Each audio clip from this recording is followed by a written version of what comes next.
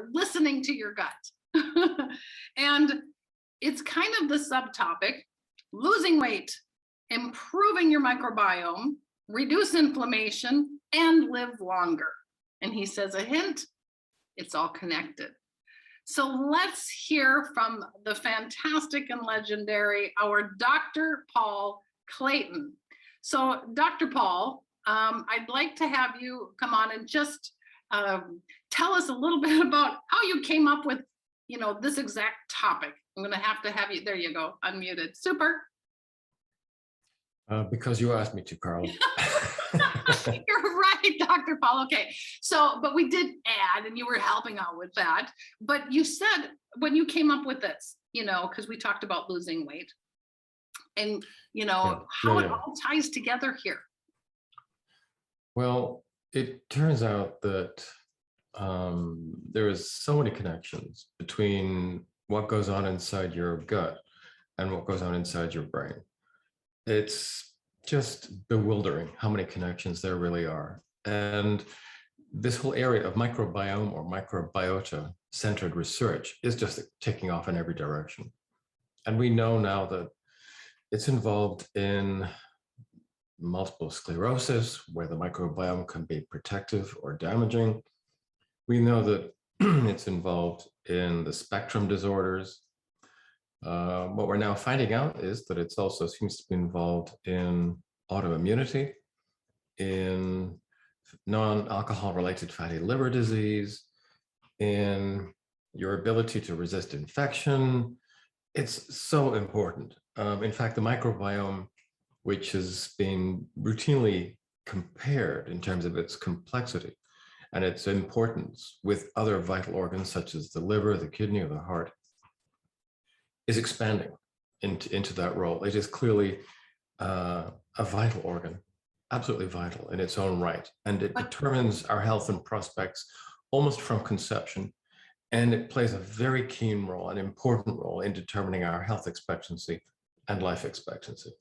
So we hear I think most of us have heard, it's a gut-brain connection, and they call it actually like your second brain. Somehow that gut plays a role in everything. And you're saying that it's playing a part in, your health, or if you're not healthy, it's playing in almost everything? Well, Hippocrates, or rather the group of physicians who became known as Hippocrates, and he probably is more than just one person, allegedly said that the origins of all illness can be found in the gut and in your diet. I don't think that's not true. I mean, that would be overly simplistic, but clearly it is one of the absolutely vital elements in our health prospects and life expectancy, and it has been very sadly neglected. And the reason for that is that we're not feeding it properly. We're not giving it the nutrition it needs. The real problems start about after the Second World War. So from the 50s and after that and up until now. And what has happened is that in developing nations, we've seen a progressive introduction of ultra-processed foods, which now account for actually well over half of all the calories that we eat in North America, in Britain, and increasing parts of Europe. And they're becoming increasingly important in the developing countries as well. And one of the problems that spin off from that is we've seen a huge increase in all the chronic degenerative diseases. But we've also, and very specifically, seen a huge increase in IBS and IBD, so irritable bowel syndrome, and then Crohn's and ulcerative colitis and colorectal cancer and liver cancer and all the things that spin off from that. And they are very clearly, directly affected by the microbiome, and that is very clearly affected by what you put in your stomach, in your mouth, what you put into your supermarket shopping trolley. I think you don't call them trolleys in the North America, do you? What do you call them? No, in the shopping carts, yes. Okay, so you're saying, shopping carts. So you're saying this, I mean, there's there's so much talk about this microbiome. And I know that there's people out there who maybe are health professionals who have heard all of this. And some of us that have heard some of it, and you know, how important it really is to tie all this together. But is this knowledge that they know or they're studying in regards to how important the microbiome is, or is it stuff that, you know, they've known for sure and it's just expanding? I think that clinical researchers working with the microbiome you don't need to convince them how important it is. Frontline doctors really don't know very much about it because they're simply not taught very much about nutrition at their medical schools. Their post-qualification training doesn't really cover nutrition or diet or things like that either. They're basically a pill for all ills kind of people, most of them. I mean, I don't mean to disregard those relatively few medical professionals who have come to understand that nutrition is important and then start to study it very often in their spare time. But the medical schools don't promote this. And so the bulk of the medical profession is really behind the times. Some of them are beginning to catch on to the importance of probiotics. And they think, well, maybe we should give probiotics after we've treated a patient with an antibiotic, or maybe after certain types of surgery. And that's about as far as most of them go. In the background, in the clinical science centers, for example, at the University of Cork, where a lot of this work is being done, and at the University of Louvain in Belgium, which is another hotbed of research in this area. The work that's coming out of those places is stunning. It's mind-boggling. And what it's showing us is that if we can get the microbiome right, by giving it the right fuel, at that point, it stops being damaging to us and it starts to support us. It starts to support cardiovascular health, immune health, brain health, and a host of other things besides. We have to, I think, find a way of going back to the garden, getting back to the garden, which is the title of one of my most recent blog posts. And what has happened by leaving that garden, and I'm using this term in a very metaphorical way, we've become drastically depleted in these very specific nutrients called prebiotic fibers, which we don't use directly, but they are the fuel that we need to give the microbiome in order to cajole it into kind of a healthy configuration, which is where it should be, as opposed to the profoundly unhealthy configuration that most people now experience. And that is contributing so much to our really terrible public health. So the microbiome is that important that we need to, you know, and how we are since the 50s, you're saying that we need to do something about it, because that's, I mean, I've said this sentence many times, is we know more about health than we've ever known before, and yet we've never been sicker. And it just doesn't, you know, tie together very well. What is it that we're not getting? And you're saying that this microbiome, which they know so much about, is that important. So and it's changed. The reason that it's so out of whack, if I can pull it down to my terms, is because of the food that we're eating and what we're putting in our bodies? Well, absolutely. And I mean, I think I probably want to go back to where you started. We know so much more about health than ever before, and yet we're sicker than ever before. I would argue that actually we don't know very much more about health than we used to. In fact, I would say that the doctors of 3 or 4 generations ago knew more about how to help people to stay healthy than doctors do today. And the reason for that is that back in the 20s and 30s, the medical profession was hijacked by the sociopath John Rockefeller and herded down the Gadarene slope towards pharmaceutical synthetic pharmacology. Now, that has been a very interesting journey. We've learned a great deal about how drugs work. We've learned a great deal about how to kill people in new and interesting ways that we've never seen before through the adverse effects of these drugs. And we have learned to manage more or less effectively the symptoms of many chronic degenerative diseases that have only become prevalent because we have forgotten the nutritional wisdom of our great-grandparents. So we've learned a great deal about the way in which the body goes wrong, but the medical profession willfully does not look at the causes of these health problems in the first case, which in about 8 or 9 cases out of 10, you can trace directly back to the diet. So yes, the clinical scientists are working in that specific area, but they are greatly outgunned in terms of spending and marketing and regulators by the pharmaceutical industry, who have enormous amounts of money, so much money that they have been able to corrupt the regulatory authorities, such as the FDA, which is deeply compromised. They have been able to publish completely dishonest results in even the most august medical journals. They have been able to brainwash and thoroughly warp the thinking of an entire generation of medical specialists.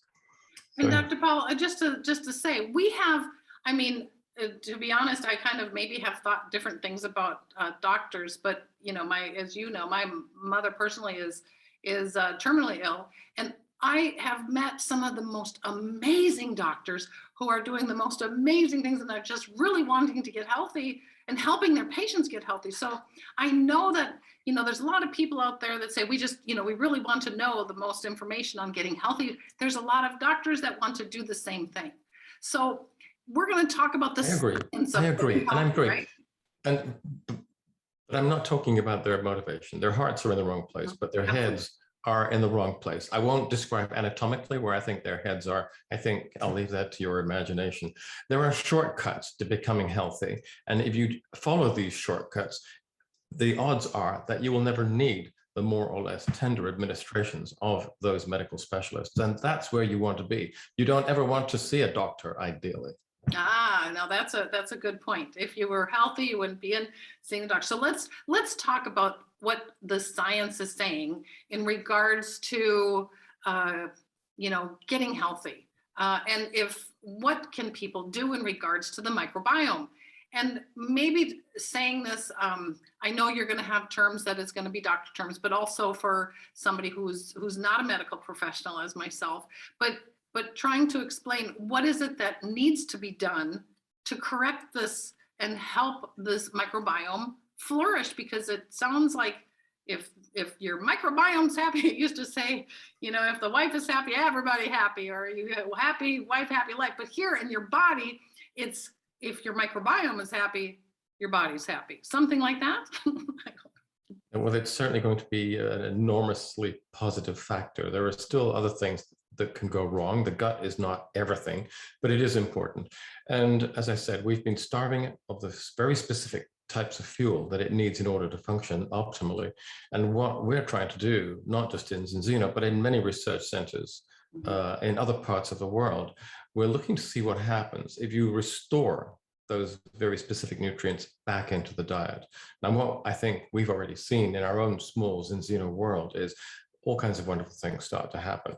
In the wider world of research, I can, and if anyone who's interested, go to Google Scholar or PubMed or some of the other very well-known medical databases and just type in prebiotic, and you will see thousands of research publications just tumbling out one after another.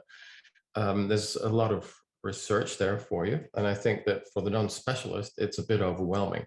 I find it quite overwhelming, and I know most of the basic language, but there is so much of it now. So you've got this huge buildup of information, which I think is utterly convincing now, and it culminated in a wonderful paper a couple of years ago, which was a meta-analysis, a study of studies. And the people who are doing this study are people I really have a lot of respect for. And they came to the conclusion that if you don't have enough of these fibers in your diet, it increases the risk of early death, which means premature or preventable death, by about a third, by 30%. Huge, huge, huge. And they said, well, if you don't have enough of these fibers in your diet, you increase the risk of heart attacks and strokes and bowel cancer and liver cancer and breast cancer and a whole lot of other things. And since then, other people have begun to work out how exactly these fibers do protect you. So my feeling is, I think everybody knows the importance of balance oil in damping chronic inflammatory stress in the body. I would say the xenobiotic is at least as important. It's only acting locally in the gut, but by reducing chronic inflammatory stress in the bowel, that actually has a huge knock-on effect, not just in the gastrointestinal system, but in every other system as well. So it complements balance oil, if you like. It's in fact one of the other legs of the health protocol. Okay, so like getting your cells into balance, that's going to make a difference for that microbiome. But now I know this xenobiotic, some of the people that are going to listen into that, you know, maybe just to say a little bit more in depth about what is it that the xenobiotic really is doing. Because balance, you know, if people say, okay, that's easy to understand, omega-6, omega-3 balance, getting your cells into balance, you know, you're going to get your nutrients in, your toxins out. So I think that kind of speaks for itself of getting your cells that balance. But now the xenobiotic is a bit more complicated, I think, because, you know, maybe because I'm thinking the intestinal system is more complicated. So what is xenobiotic in short kind of doing? Well, in the same way that balanced soil balances large parts of the rest of the body, xenobiotic balances the microbiome. Now you need, there's different ways of breaking down the different microbial species. One of the ways is by dividing them into gram-negative and gram-positive. That's a very early distinction that was developed by the Danish microbiologist Christian Gram. And he developed a stain which would stain some microbes and not others. And if they took the stain, they were gram-positive, but if it didn't, they were gram-negative. And it was subsequently found that this was actually reflecting a quite important division between bacteria, which are coated in one kind of substance, it happens to be lipoteichoic acid, which takes the stain, and the gram-negative bacteria, which are coated in lipopolysaccharide, a waxy substance which does not. Now, a healthy gut will contain very large numbers of gram-positive bacteria, and very specifically, species that we think are healthy for us, which we call probiotics. So they include the well-known ones like lactobacilli and bifidobacteria, but others as well. The problem is that these bacterial species absolutely need to have prebiotic fiber to eat. That's what they live on. They're called saccharolytic. They like to chew up carbohydrates, specifically the carbohydrates of the type that we put into xenobiotic.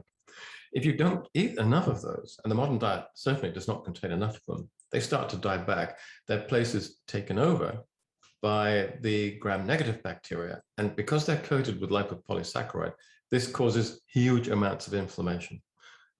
And if you have enough inflammation in the gut, it causes major problems there. But if it's bad enough, the cells that line the colon start to separate, and you get what some people call leaky gut.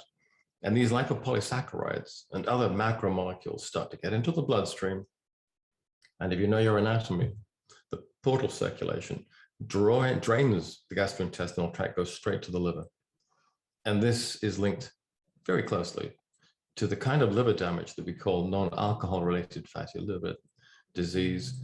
And that goes to something called NASH, non-alcoholic steatohepatitis. And that, in some cases, actually an increasing number of cases, will go on to hepatocellular carcinoma. So we have this terrible situation where the world is eating such a bad diet that 1 person in 4 all over the world has got this form of liver disease.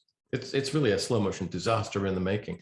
And the only way to put that right is not to go to the medical specialists who'll give you drugs. You've just got to make a very simple change to your diet. Put these prebiotic fibers back into the diet. Microbiota says, thank you. It goes back to normal, and everything else starts to relax and to go back to normal as well. So that's what is the essence of xenobiotic. And we've made it a little bit more adventurous in a sense, because what we've done is we've put together a very carefully calculated blend of these fibers. Now, they're both in xenobiotic and they're also in lean shape. They're there as well. They're all doing the same thing. And they're present in very carefully graded amounts. Now, for any scientists who are listening in, I'll just tell you very briefly that the proportions of the different fibers were calculated very carefully based on intestinal transit time, microbial fermentation rates, and the therapeutic margins of each of the fibers.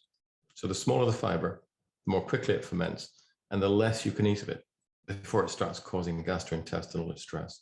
So it's been very carefully calculated to provide cover and to give you this switch from negative to positive through the entirety of the large intestine. Once you do that, the microbiome, instead of being hostile to you and damaging to your health prospects, becomes immensely supportive. And it's so closely associated to longer health expectancy and now longer life expectancy. If any of you are interested and you want to see the details and you want to see the original research, visit my blog, which is drpaulclayton.eu. And there's quite a lot of posts there which cite all of the papers that that are being currently generated all around the world. So, Dr. Paul, do I understand it correctly? Because I know you've said, get your body into balance. And then when we get the microbiome in balance, it's kind of like, it's like then your body can actually heal itself. Absolutely, yes. And so, and then like in Zinzino, we've added the vitamins and minerals that you have been formulating to kind of work synergetically, like this orchestra of things. And you said this is what's going to be optimal so that your body can fix itself. Am I understanding it correctly? Just making sure. No, that's absolutely right. I mean, when you look at the way in which people age in the developed societies today, as we get older, we become more at risk of chronic degenerative disease. What we now understand from studies of vestigial cultures like the Hadza in Africa or the Tsimane in Bolivia is that if you're living a better and a healthier lifestyle, as you get older, those things just don't happen. You do not become more vulnerable to heart attacks or cancer or dementia. It just doesn't happen. So what we're seeing here in our society is nothing to do with the fact we're getting older. It's to do with the fact that we're being chronically poisoned. And what we have been trying to do for many years now is to understand in more detail how it is that the modern diet poisons us. We've got to the point now where we can isolate 3 or 4 key mechanisms. And the health protocol is designed to rectify each one of those mechanisms. Once you do that, your body, instead of being at war with you, instead of failing and letting you down, then becomes your ally. And it's just amazing what it is capable of. We've been baked in the evolutionary furnaces for millennia, and the body has so much capacity to recover, to regenerate, to adapt, and to heal. We're starving it. If you're living on the SAD, the standard American diet, what I'm trying to do is to give the body what it needs in order to allow it to function at its best. And I think, many of you have heard of success stories with our customers and with our patients, where people who were very, very sick indeed, multiply pharmaceutically dependent, become eventually independent. They no longer require medications. I mean, I just heard 2 days ago of a case of someone who had I think quite advanced atheroma in 2 coronary arteries, was going to go in for surgery for at least 2 stents. And before surgery, in the pre-op, they did a last scan, a last coronary artery angiogram to see where the blockages now were and how badly they were affected. And they brought this person around and said, you're not going into surgery, we're not going to operate. And the reason is you no longer have atheroma. You have the arteries of a 20-year-old. And by the way, the patient, I think, was in his early 60s. And I've heard so many stories like that. The body is capable of so much recovery if you give it what it needs to do so. Getting the microbiome into the right configuration is an important part of that. So, Dr. Paul, then just to say, we're really, which gets me so excited. I know a lot of people I could see like going, wow, is what Zinzino's really doing with the health protocol. But we want to get the word out. I know many places around the world, you're speaking in so many countries all over talking about this. And we are out talking to everybody we know, but the health professionals, is there something we can do so that we're really getting the word out in a broader aspect, or are we just going to keep working one person at a time to get the word out? We are working increasingly with doctors because they're actually seeing the results of our interventions in their patients, in their family members. And, I think that a lot of doctors, I was very critical of them earlier, and I said, well, their hearts are in the right place, but their heads aren't. Many doctors, to give them credit, are intelligent people who want to look after their patients and give them the best kind of care that they can. In many places, they are hampered. They're not allowed to do or make recommendations or to prescribe anything that isn't a drug. And believe me, the medical profession has been corralled by the pharmaceutical industry and the regulators in order to achieve just that. It's a kind of, the market has been fixed or cornered, if you like, by the drug companies. But once a doctor has seen 1, 2, or more of his or her patients recovering and rebounding in the way that we're now familiar with, many of them come on board. They get very enthusiastic. They become converts. And we now have doctors, large numbers of doctors actually, increasingly working with us in, I think, over 50 countries. So the word is getting out. They talk to each other. And they're very skeptical and conservative to begin with, and they should be. They should be. I absolutely approve of that. But once they see a couple of patients, even if they don't know very much about the theory, they look at the empirical evidence. They look at their own cases, their own family members getting better, and they put the two and two together. They may see a second and a third, and then they think there's something here. And that kind of empirical knowledge, and we can then supply the theoretical underpinning to. Once they've got those two types of information, they get very, very happy. They start to work with us, and I welcome them. I love that. And as you've said before, the science is the science. We can't get around that. So when people are looking up Zinzino and really digging into it, they really see it's making a difference. The health protocol is definitely make a difference. Well, Dr. Paul, we did talk about living longer. We did talk about, reducing that inflammation in the body. We talked about improving that microbiome. But one of the things that we started all of this with is people saying, I want to lose weight. And, especially in North America, we are kind of known for the weight issue. Is this going to help them, or what can we do? You said it all ties together. Can you tell us a little bit about that, or what people can be doing really to get the weight off? We heard how many times you need to take off some pounds to start being healthier. Well, if you have a dog and you go to the vet and that dog is overweight, the vet is almost always going to say to you that you have to get your dog back into shape, because every pound overweight is going to take months, if not years, of its life expectancy. We know that in these animals. And the same is true for humans. We, the problems that you talk about in North America, but that's absolutely true, but it's a recent phenomenon. If you look at photographs of the Americans of a generation ago or 2 generations ago, they looked very different. Look at the footage of Woodstock, for example, and you will remark, it's remarkable how thin people were then and how much they've changed in a very short period of time. And that is the destructive impact of a totally out of control multinational food industry who've produced these ultra processed foods designed to circumvent our Stone Age taste buds and make us eat far more than we need to, and make us terribly, terribly sick in the process. They've been grotesquely irresponsible. And the multinational food companies, I think, are guilty of murder on a truly epic scale. That's perhaps strong language, you might think, but I can back all this up. And if you go to my blog again, I'll show you chapter and verse. The idea of being overweight, yep, that is damaging in its own right, because it contributes chronic inflammatory stress.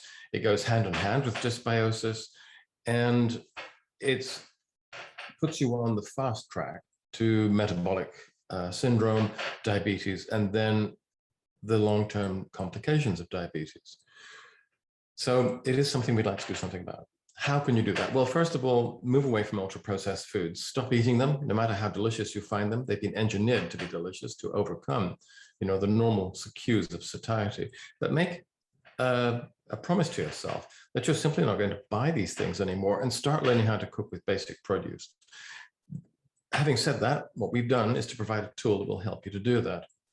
If you're not eating very much, if you're eating 2,000 calories a day because you're a white-collar person, or you're in lockdown, or you're living in a city or a town, it's difficult to run at more than 2,000 calories a day. So if you're only going to eat 2,000 calories a day, make them count. They have to be nutrient dense. You can't afford very many empty calories. Lean Shake has been developed very much with that in mind. So this is a product that gives extraordinarily high quality of protein. In fact, so high that we don't need to add sugar, which most of these meal replacements or protein formulations require. And which means that you don't get the insulin surge, the glycemia, the insulin surge, and then start feeling hungry later on. But this product is also something that contains a sprinkling of vitamins and minerals, which complement Extend, by the way. But it also contains this same blend of prebiotic fibers that we have in Xenobiotic. the culmination of all of these things is to give you really first-class nutrition. There isn't a single empty calorie in there at all, but in a form that will allow you to feel sated and less hungry for longer. So cut down on your calories, but not your nutrients. And at the same time, look after your microbiome. Lean Shake will do all of that. Okay, so in that sense, because of the prebiotic fiber in it, and it doesn't have the spiking and things, that's making it different than, you know, a lot of the meal replacements that are on the market. If you look at the meal replacements, and I've tried a lot of them because I'm always interested to see, you know, what people are taking. A lot of them use a rather low grade of protein, which has off notes, and I mean organoleptically, they don't taste particularly good, and so you have to add either a lot of flavorings or a lot of sweetener. Some of these protein drinks, some of the meal replacements have actually got quite a high glycemic index. There's a lot of sugar in there, which can be disguised. It could be, you know, described in any number of words. There's, I think, about 50 words or terms the food industry can legally use to describe sugar. I mean, it might be hidden, for example, as apple concentrate, which is basically sugar.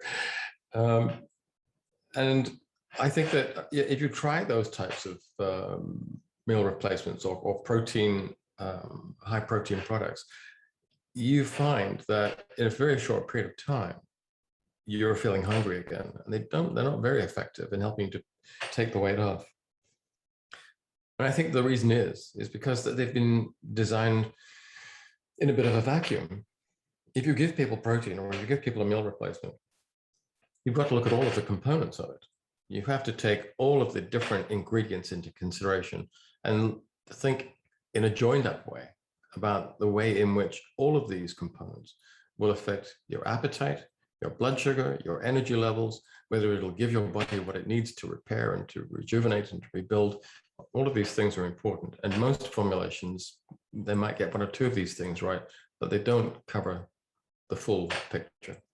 Okay, so even if people are losing weight, the health protocol, and would you substitute then the lean shake for the probiotic or the prebiotic, the xenobiotic? Is that what you would do? So continue the health protocol and then have the meal replacements in there, because just to... Well, the meal replacement is there if you want to lose weight, and you can use it, you can substitute it for a meal. If what you want to do is to stay the same weight or actually bulk up and grow more muscle, and some people do that, then it's something you can add to your regime. It's very high quality protein indeed, and it's easy to incorporate. Okay, fantastic. There was another question on here. Cindy was asking if you know that you're eating a lot of fruits and vegetables, would you still need the xenobiotic? Would you still need the Extend? Do you still need all that? Probably yes. If you're talking about someone who's running on 2,000 kilocalories a day, even if you make a lot of smart food choices, you won't get enough of all the things that you need. We were designed to be physically considerably more active than we are now, probably about twice as active. And if you're running on 4,000 calories a day and you're eating unprocessed, basic, simple foods, you're almost certainly going to get almost everything that you need. It's very difficult to do that at 2,000 calories a day, even if you're making clever food choices. And most people don't, in my experience, know how to make all the right food choices. Eating lots of fruits and vegetables, great. That's really good. Good idea.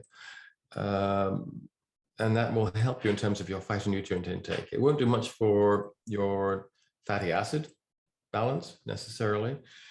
And it won't necessarily give you the right prebiotics either, unless you're making some very careful choices. So fruits and vegetables, quite a lot of them will contain some of the short chain prebiotic fibers. They won't necessarily give you the longer chain ones, which you really, really need, because they're going to, in fact, do the heavy lifting in the descending colon, which is really where you need this, because that's one of the most vulnerable parts of the gut. 1,3,1,4 beta-glucans from oats are a really good source. So add oats to your other fruits and vegetables. And then the last of the fibers that we focus on are the resistant starches. And those you don't find in very many vegetables unless you process them in a certain way.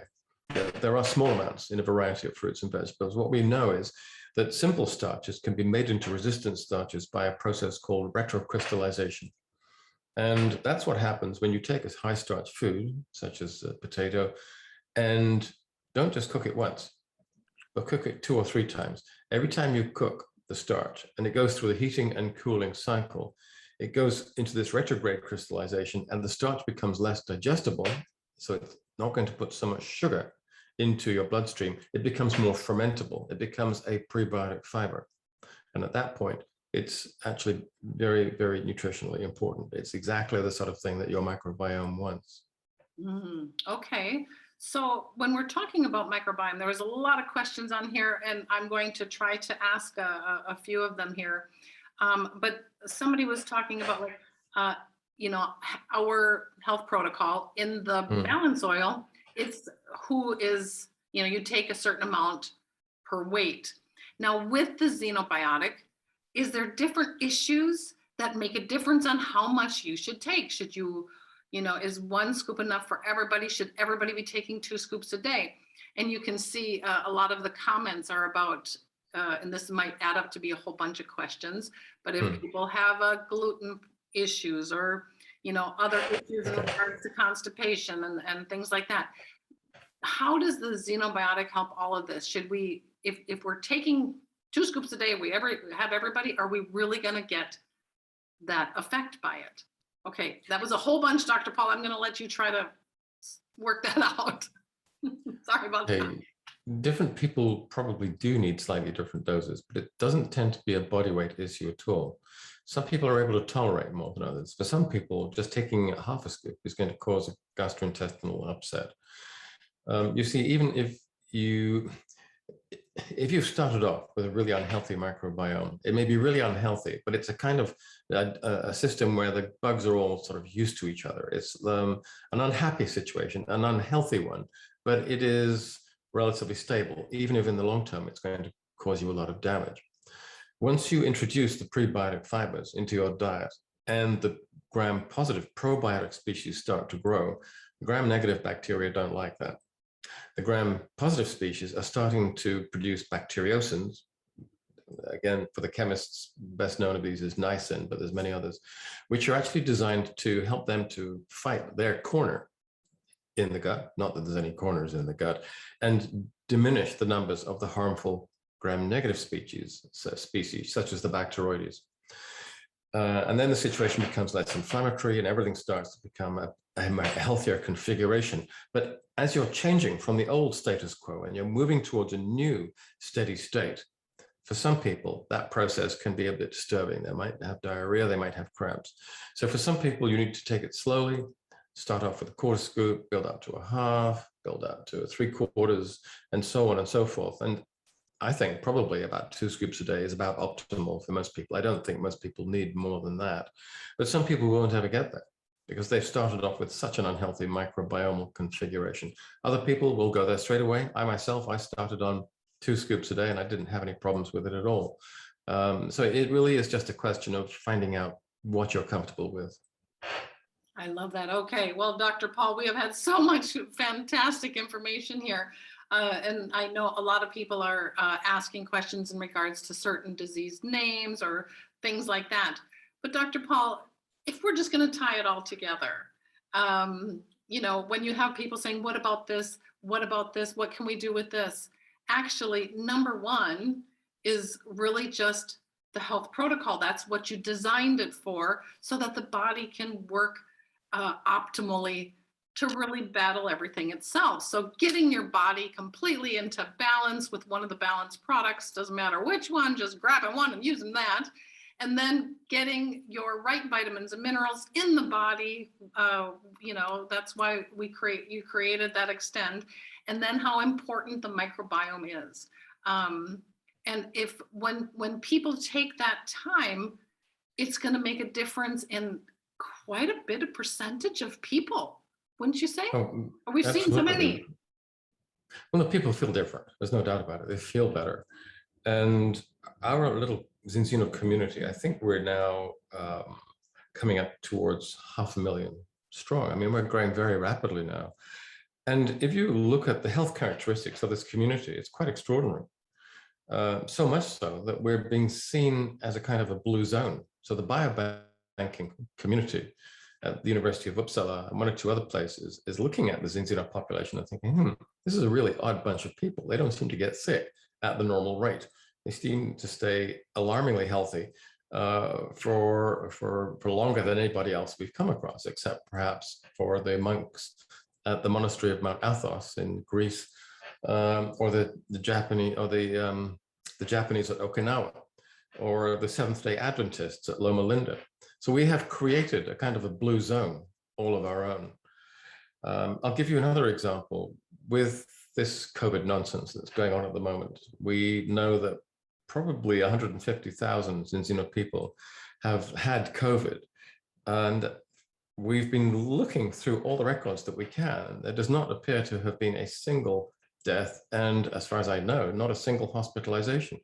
If the body has what it needs and your immune systems, including the innate immune system, that's very important, are working properly, you'll head off the virus at the pass within 8, 9, 10 days, long before it has a chance to settle in, involve the adaptive immune system, and then you get into this risk area where you might develop ARDS or a cytokine storm. But if your innate immune system is working well, you won't ever get to that point. And that seems to be what we're seeing in the Zinzino blue zone. Well, so I have to say, I started, personally because it made such a difference in my son. But I feel the same way. I mean, we have a lot of our high school friends and family from where I went, and coming back to any class reunion or meeting people. I've done this for 10 years, and I honestly feel 10 years younger.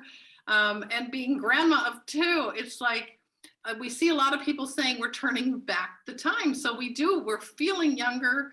We're not getting sick. That microbiome is making that difference with our health protocol. And weight, we've seen so many people lose the weight, which is actually getting them healthy. So it's kind of, either you're spiraling out of control or you're actually coming back into control. And to me, the health protocol isn't just about when you are healthy, it's actually the best anti-aging on the market at the same time, Dr. Paul. We all want to thank you for that. Well, if you can protect people from the so-called diseases of civilization, if you're increasing their health span, the increase in lifespan comes along with it. That wasn't our primary target, but it's a corollary to what we're doing. I occasionally run into people I was at school with, and when I look at them, I think, you got old. Really old. I love that, Dr. Quite a lot of them. A lot of them are dead. I tend not to run into the dead ones, but quite a lot of them have died. And when they see me, they say, well, "What happened to you? You haven't changed since we last saw you." I mean, if I saw them 20 years ago, I haven't changed very much. And I'm not saying that we've stopped the aging process. Absolutely not. We're all born with one foot in the grave, as they say. And what I'm saying is, I think that there are different rates of aging, and you can see that in your friends and acquaintances. And with these tools, we can move you from the faster road to aging onto a slower road, not just physically, but I think psychologically too. So many of the psychological and emotional aspects of aging are actually to do with physical and biochemical changes that are taking place in the brain, which are affected by your nutrition, by your microbiome. And if you look after those basics, then it seems to me, this is my experience at any rate, that it's not just the physical, but it's the emotional aspects of aging that we see so often in older people, more of a rigidity of thought. They seem to become less important. I'll just finish, if I may, with one story. It's very, very clear that the neurodegenerative diseases, as we're talking about the brain, like Alzheimer's and Parkinsonism, are very much diseases of civilization. Of course, they were known before 1950, they were known before 1900, but they occurred at far lower levels than we see them occurring today. So they are undoubtedly affected by our diet and lifestyle.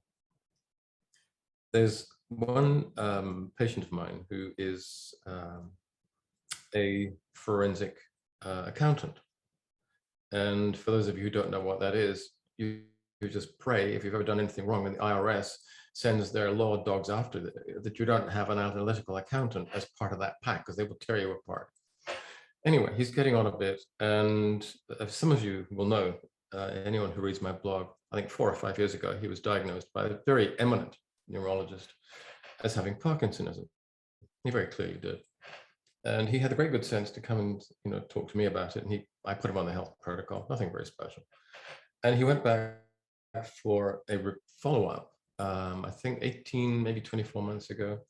And at that point, the neurologist said, I am beginning to wonder if I made the right diagnosis. Let's look at you a little bit more carefully. And after a long, long screening, I said, okay, I thought maybe for a while I got it wrong, but I see it. I was right. Of course, doctors love saying that.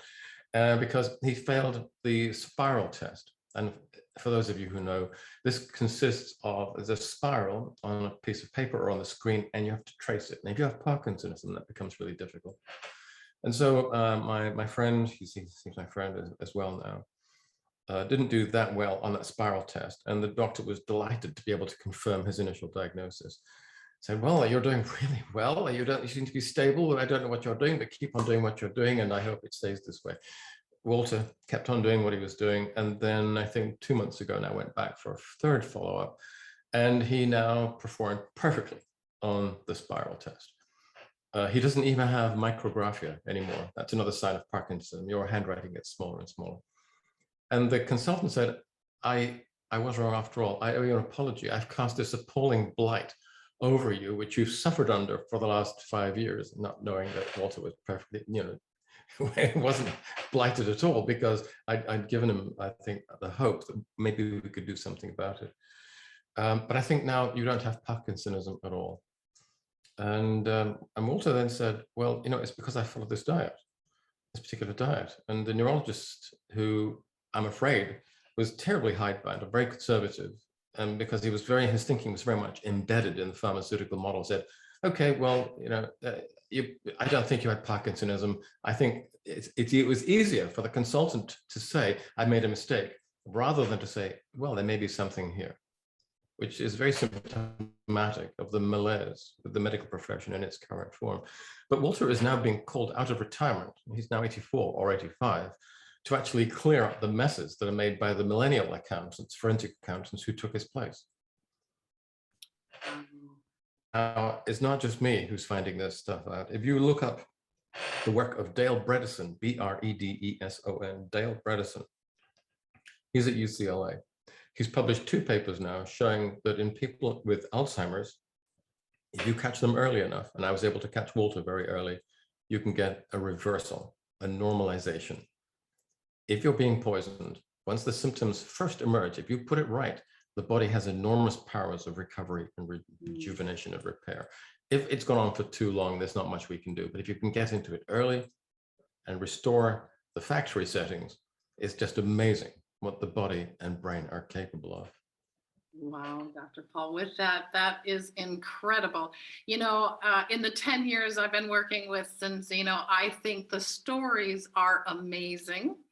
But one thing I think that moves me even more, that we're working with a company that I'm almost looking more, the stories that we won't be hearing, because we have been putting people in balance and working with that health protocol. So we're going to stay away from a lot of these diseases of civilization, and it's making a difference.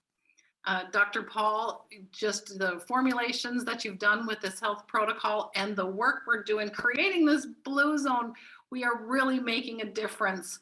And we're looking for more people that are working with us, including all of those fantastic health professionals out there who are wanting to really make a dent in people's health and doing so much better.